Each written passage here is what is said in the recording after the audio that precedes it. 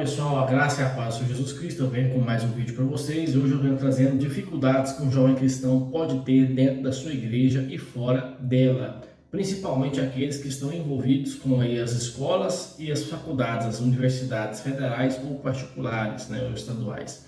Bom, se você é um jovem que tem os seus 14, mais ou menos, seus 15, 14 anos, até os seus 22, 23, 24 anos, e você é cristão, você vai enfrentar pelo menos uma dessas dificuldades aqui, isso aqui é certeza. Em primeiro lugar, você vai ter dificuldade com o estudo.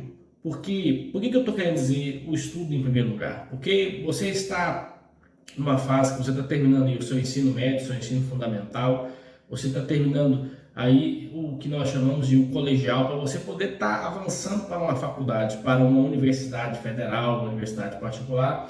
E muitas das vezes o ensino que é colocado ali não teme a Deus, não tem Deus como figura, não tem Deus como autor e consumador da fé. É simplesmente ciência ou matemática puramente aplicada e acham que isso está tudo certo, que está tudo bem, está ok, beleza, porque o nosso Estado é laico, mas você vai encarar uma certa dificuldade. Todas as pessoas que têm religião encaram dificuldade quanto ao estudo. Por quê? Porque o estudo é cético e leva somente em conta o materialismo, que é uma religião praticamente hoje já exercendo papel sobre o mundo há muito tempo. O materialismo, as pessoas elas creem que só existe isso aqui, só existe essa realidade que nós vivemos. Não existe realidade espiritual, não existe Deus, não existe diabo, não existe inferno, anjo, demônio, céu, né? As pessoas creem nisso, a maioria delas. E você pode, como cristão, ter dificuldade com isso, você sendo jovem, porque você vai pegar ali um livro de biologia, ele vai levar em consideração a evolução, e você já é um criacionista, você crê nisso. Então, qual que é a minha dica para você? Faça o que está sendo pedido lá na escola, faça o que está sendo pedido lá naquele lugar onde você está, faça sua provinha, tire sua nota boa, mas não tome aquilo ali como uma verdade para você. Porque você tem um cérebro, você tem uma alma, você tem um coração, um espírito que está ligado a Deus, você já foi batizado, já creu no nome de Jesus, e você não deve, de jeito nenhum, voltar atrás. A Bíblia diz que aquele que coloca a mão no arado não volta atrás. Então você também, isso é uma verdade, você é crente, você se batizou, aceitou Jesus Cristo. E não pode ser um ensino, o ateísmo de ensino, que vai te desviar da fé do Senhor. Essa é a primeira coisa que eu quero dizer para você. Segunda coisa, temer a Deus. Por que é tão difícil para o jovem hoje temer a Deus? Por conta do espírito de grupo. Por exemplo, o indivíduo está dentro da sua casa e acha que seus pais eles têm dificuldades em manter relação com ele, comunhão com ele. E quando ele sai da porta para fora, ele vai para a sua escolinha, para a sua faculdade, lá ele encontra uma manada de pessoas que são ali da mesma idade e elas têm um pensamento diferente do dele ou dela, né? E para se amoldar aquele grupo, para se amoldar aquelas pessoas ali, a pessoa tem que vender a sua personalidade, ou seja, vender a sua fé, vender as suas crenças, vender aí até mesmo os seus afazeres, os seus hábitos, né? Você passa a ter um linguajar novo, um jargão novo, e isso acontece com boa parte dos cristãos que saem aí para uma faculdade, uma universidade federal. Você vai ser submetido a vender a sua personalidade para o estudo de grupo.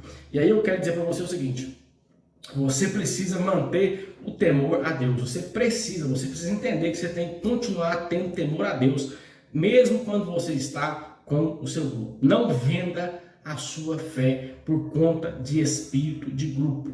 Não venda a sua fé nem no local de trabalho, nem no seu local de estudo, nem mesmo no local de família, porque muitas das vezes tem jovenzinhos que, para não se sentir acuado, para não se sentir mal, né, ele vai e vende a sua personalidade. Ah, não, realmente você tem razão, eu vou aturar o que você está fazendo isso aí, né? Vou dar um exemplo. Há pessoas que dizem o seguinte: olha, eu não bebo, não, eu sou crente, eu não bebo e tal, mas eu respeito quem bebe. Não, você não tem que respeitar esse cara não, porque esse cara não te respeita.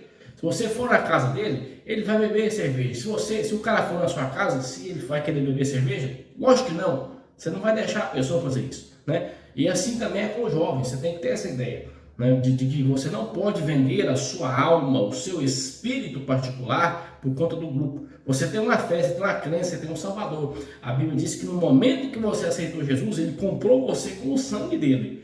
Então você não tem direito de achar o que você quer, você tem direito de fazer aquilo que Deus mandou. E aqui é uma coisa que é difícil, por quê? Porque nós queremos ser aceitos, ainda mais essa sociedade de validação social, né? Que a pessoa posta uma foto no Instagram, a sinhazinha, né? A donazinha, o rapazinho posta ali uma foto no Instagram, e ele quer ser aceito, ele quer receber like, ele quer ser ali, né, a última bolacha do pacote, e ele quer vender a alma dele para o espírito de grupo. Né? Muitas das vezes ele quer fazer isso. Isso acontece no nosso meio cristão, quer ser aceito, né? Bota uma foto mais um pouquinho chamativa, né? E põe ali um versículo, alguma coisa do tipo assim, ou se não, um comentário mais áspero, algo que vai dar uma direta. Meu irmão, você não pode fazer isso, você não pode se rebaixar a isso. Você é um jovem que serve a Deus, teme a Deus, e Deus vai te honrar. Você não pode ter esse tipo de pensamento.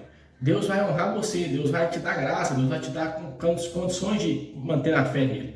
Em terceiro lugar, ter comunhão com os irmãos mais velhos. Né? Por que há essa dificuldade tão grande da juventude de ter comunhão com os irmãos mais velhos? Por que há essa dificuldade terrível, grandiosa? Porque simplesmente a geração nossa, que nasceu de 97, 96 para cá, ela simplesmente tem uma dificuldade muito grande com as gerações passadas. Por quê? Porque essa geração ela absorveu grande tecnologia, ela absorveu os telefones, ela absorveu as TVs Smart, ela absorveu agora os grandes laptops, os seus notebooks, e para eles a tecnologia chegou de uma maneira muito mais agressiva. Por quê? Porque eles nasceram na era tecnológica, eles nasceram no fim da terceira revolução industrial, que vai até 2010, no começo da quarta, né, que isso é explicado pelo Klaus Schwab do Fórum Econômico Mundial. Você pode ver que eles têm dificuldade com as gerações antigas que tinham orelhão de moeda, que tinha aí de fazer discar o telefone, daquele telefone de círculo, uma ferradura, aquele que você põe o dedo e discava. Tem dificuldade de ter uma internet mais lenta. Por quê? Porque antigamente tinha internet discada, então há uma quebra, há um patamar quebrado, há um pedaço da escada que está faltando entre a geração de agora e a geração de antes. E muitas das vezes os jovens eles não têm condição de ter esta fala, de ter esse tipo de ensinamento. Por quê? Porque os caras que pertencem àquela geração não conseguem se esforçar ou não querem se esforçar para falar a mesma língua dos jovens. É por isso que é difícil você encontrar um pastor com mais de 50, 60 anos que tem condição de pregar para a juventude hoje. Ele não dá conta. Por quê? Porque ele não fala a mesma linguagem do cara. Ele não consegue, ele não fala. Então é difícil, é complicado. Você precisa ter esse tipo de ideia. Esforce-se, jovem, esforce-se para escutar o mais velho. Por que eu estou dizendo isso? Porque as experiências daquela pessoa, as experiências daquele homem, daquela mulher, daquele senhor, daquela senhora, podem ser as experiências que você vai passar daqui a pouco. Porque talvez, vamos lá, você não trabalhou ainda e você está conversando com o senhor ou com a senhora e ele está te identificando ali, falando que trabalhar é bom e tal, e você não enxerga com esses olhos. Mas quando você passa a trabalhar, você começa a ver que você tem o seu dinheiro, você tem a sua condição, você pode comprar coisa para você pode exercer um papel social ajudando alguém, né? Você pode exercer o seu dízimo e a sua oferta, e aquilo que aquele senhor falou vai passar a ser uso para você. Vai passar a ser algo que é bênção para você. Então é isso que eu quero dizer. Escute, esforce-se para escutar a antiga geração.